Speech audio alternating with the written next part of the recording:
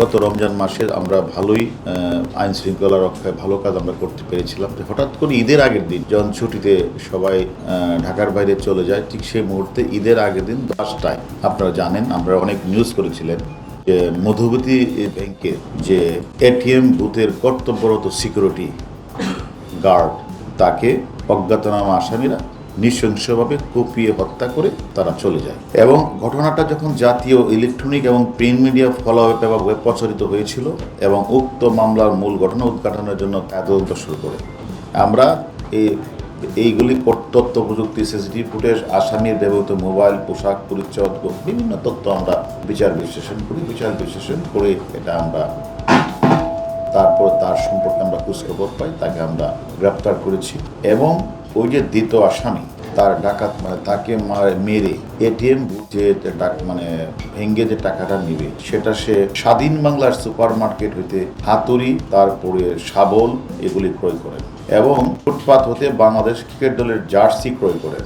এবং লোক সমাগম কোন জায়গায় হবে সেটা চিন্তা করে সে তখন ঠিক করে শাহজাদপুরের যে মধুমতি ব্যাংক এই জায়গায় লোক সেখানে 3টায় যায় এবং তার ড্রেসের উপরে তার একটা ড্রেস ছিল পুমা ব্র্যান্ডের জলপাই রঙের যে জার্সিটা পরে এটা কয়েকবার রেখি করে সে তারপরে যখন দেখে যে আস্তে আস্তে লোক সমাগম নাই, ভোর 5টার দিকে তখন সেখানে যায়। সেখানে গিয়ে তখন প্রথম তারা ভিকটিম যে বাকে মেরেছে আরিফুল যে সিকিউরিটি গার্ড তাকে নৃশংসভাবে হত্যা করে চাপাতি করে। এরপর সে অনেক চেষ্টা করেছে যে মধুমতি ব্যাংকের এটিএম বুথটা সে ভাঙবে, কিন্তু সে দুর্ভাগ্য সে ভাঙতে পারে না। তখন সে চাপাতি শাবল টাবলগুলি ফেলে মনের দুঃখে রাস্তা পার হয়ে তিনি আবার মিরপুরের দিকে একটি বাসে করে মিরপুর বাসে চলে যায় এবং বাসের মধ্যে ওই জ্যাকেটটা ফেলে দিয়ে ওই যে জাতীয় ক্রিকেট খেলার যে রাঁচিটা ফেলে সে চলে। আমরা সেটা আমাদের ডিবি গুলশান বিভাগ তদন্ত করতে গিয়ে যে মডাস অপারেন্ডিটা ছিল, এটা ছিল সে তাকে যে আমরা জিজ্ঞাসাবাদ করলাম তুমি কেন রাতের বেলায়,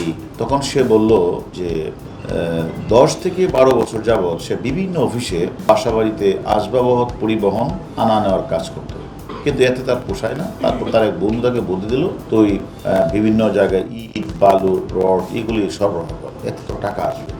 তখন সেই ব্যবসাটা করতে গিয়ে কিছু জায়গা থেকে লোন করলেন, লোন করে সে 10-15 টাকা লোন করেও সে এখানে লস খাওয়ার পরে তখন তার উপায় না দেখে তখন সে পরিবার থেকে বিচ্ছিন্ন হয়েছে মিরপুরের বিভিন্ন জায়গায় তিনি কিডনি বিক্রি করবে, একটা 10-12 লাখ টাকা কিডনি বিক্রি করবে। সে একটা বিভিন্নভাবে সবাইকে সে প্রচার করেছে যে সে একটা জরুরি কিডনি বিক্রি করে রক্তের রূপ, অনেক দিন সে ঘুরলেন, কিন্তু দুর্ভাগ্য এটা তার কিডনিটাকেও কিনলেন না। তখন একদিন সে ইউটিউবে দেখলেন যে সেখানে যে একটি দৃশ্য দেখলেন যে এটিএম বুথ ডাকাতি হচ্ছে। সেখান থেকে এটিএম বুথ খোলার পরে দেখে লক্ষ লক্ষ টাকা, এই টাকা অনেক টাকা পেয়ে গেছে একটু ওই সিনেমার ইউটিউব চ্যানেলটা দেখেই তখন সেই পরিকল্পনা করে স্বাধীন বাংলা সুপার মার্কেট, কাতুরি, এমআর, চেনি, মিরপুর পল্লবী মার্কেট ক্যাম্প থেকে, মোড় থেকে, চাপাতি, শাবল, সাকু, মিরপুর স্টেডিয়ামের ফুটপাত থেকে সে বাংলাদেশ ক্রিকেট দলের জার্সি ক্রয় করে এবং সে যে ভাই ইন্টারন্যাশনাল একটা লেখা নীল রঙের ব্যাগে করে সে মালগুলি এনেছিল ফেলে চলে গেছে।